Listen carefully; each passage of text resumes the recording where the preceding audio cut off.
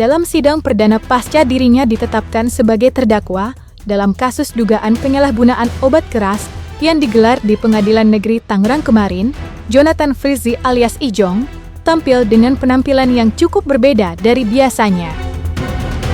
Aktor yang selama ini identik dengan gaya rambut agak panjang itu, kini tampil dengan potongan cepak pendek. Tak hanya itu, wajahnya juga tampak dihiasi kumis dan jambang tipis, seolah mencerminkan perubahan suasana batin yang tengah ia alami. Sidang tersebut beragendakan pembacaan dakwaan oleh jaksa penuntut umum. Dalam persidangan, Ijong hadir tanpa didampingi keluarga maupun kerabat dekat. Ia hanya ditemani oleh tim kuasa hukumnya. Sepanjang persidangan, Ijong tampak tenang dan pasrah tanpa menunjukkan banyak ekspresi. Ia menyimak dengan seksama dakwaan yang dibacakan oleh jaksa, seolah menerima kenyataan hukum yang kini tengah dihadapinya.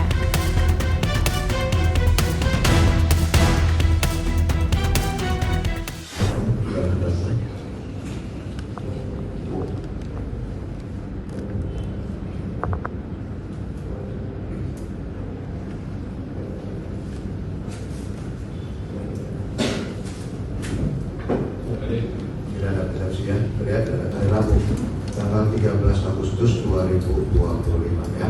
Memerintahkan saudara terdakwa untuk kembali ke tahanan. Bang Ijong mungkin ada istri tidak datang hari ini, istri pacar mungkin Bang Ijong. Aduh.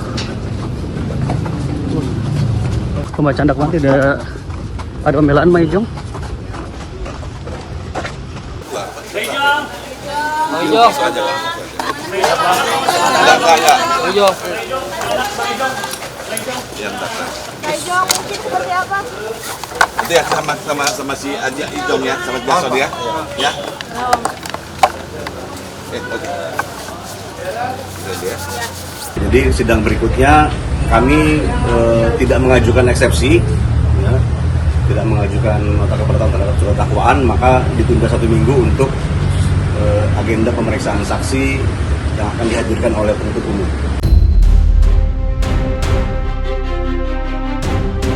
Tak hanya perubahan penampilan yang mencuri perhatian, kondisi kesehatan terkini Ijong juga menjadi sorotan publik.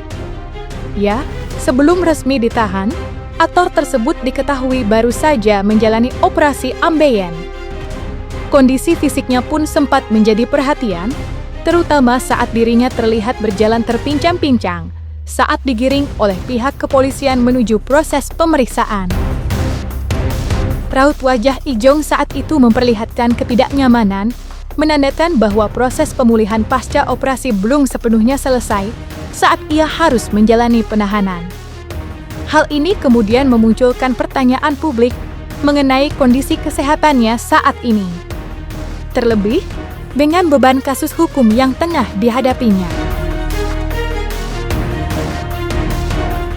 Sudah tidak, pendarahan sudah tidak, tapi perlu juga kami sampaikan banyak beredar di luar bahwa Ijong ini bagaimana di dalam, apakah ada perlakuan khusus dari pihak lapas dan lain sebagainya. Kami tegaskan dan kami yakinkan tidak ada. Dia udah dicukur rambutnya, udah botak, sama kayak tahanan lain. Nggak ada, dan dia menerima itu. Dan dia tetap bersikeras untuk menjalani proses hukum ini, nggak perlu ditangguhkan, dibantar dan lain sebagainya, biar ini cepat selesai, karena dia meyakini sesuatu hal yang besar di balik ini.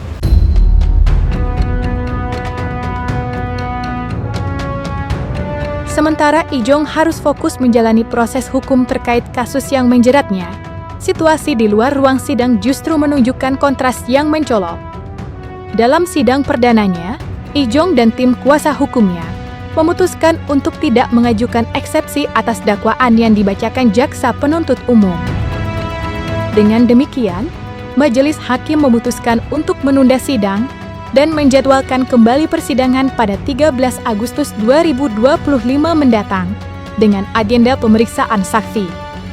Namun di sisi lain, perhatian publik justru tertuju pada sosok Ririn Dwi Ariyanti, kekasih Ijong, yang belakangan ini tampak tak menunjukkan kepedulian secara terbuka terhadap kondisi pria yang tengah menghadapi tekanan hukum dan menjalani masa penahanan. Selama proses hukum berlangsung, Ririn yang dikenal sebagai aktris berprestasi itu belum pernah terlihat hadir di pengadilan untuk memberikan dukungan secara langsung.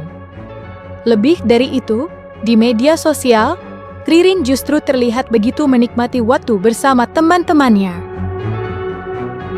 Salah satu unggahan yang mencuri perhatian ialah saat ia tampak ceria bermain padel, seolah tak terganggu dengan situasi sulit yang tengah dihadapi kekasihnya.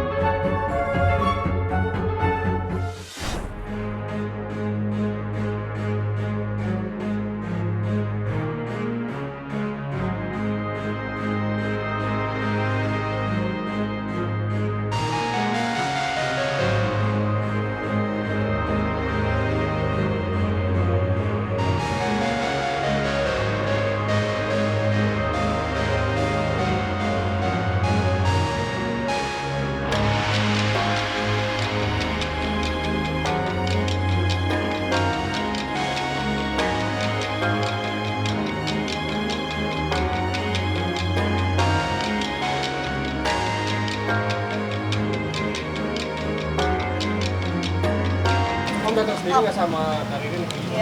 Enggak, nanti mungkin di kedua, adik saya juga nanti di kedua datang. Karena kan sekarang pembacaan gugatan aja kan. Ya kenal kan mereka kan berhubungan, mereka pacaran. Ya tahu lah pasti. Di tengah proses hukum yang kini tengah dijalani Ijong, dukungan dari pihak keluarga terus mengalir. Salah satunya datang dari sang paman, Benny Simanjuntak. Sosok Benny memang dikenal sebagai figur keluarga yang kerap setia mendampingi dan menjenguk Ijong selama berada di dalam tahanan. Namun baru-baru ini, Benny akhirnya angkat bicara soal kasus yang menjerat keponakannya tersebut. Dalam dakwaan yang dibacakan oleh Jaksa Penuntut Umum, Ijong disebut sebagai pihak yang berperan aktif atau bahkan menjadi dalang di balik pemesanan vape yang mengandung zat berbahaya berupa obat keras. Ia juga dituduh mengatur seluruh proses peniriman hingga distribusinya. Namun, Benny membantah keras tuduhan tersebut dan memberikan klarifikasi dari sudut pandang keluarga. Menurut Benny, Ijong sama sekali tidak memiliki niat atau kepentingan untuk mengedarkan barang tersebut secara ilegal. Ia menegaskan bahwa keponakannya itu hanya membantu seorang temannya melalui sistem jasa titip atau jastip, tanpa mengetahui secara rinci kandungan dari barang yang dipesan.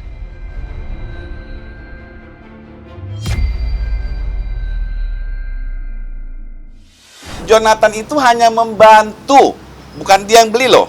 Membantu temannya untuk menerima Justip vape ke Jakarta. Itu aja. Kalau saya pribadi, ini memang dijebak.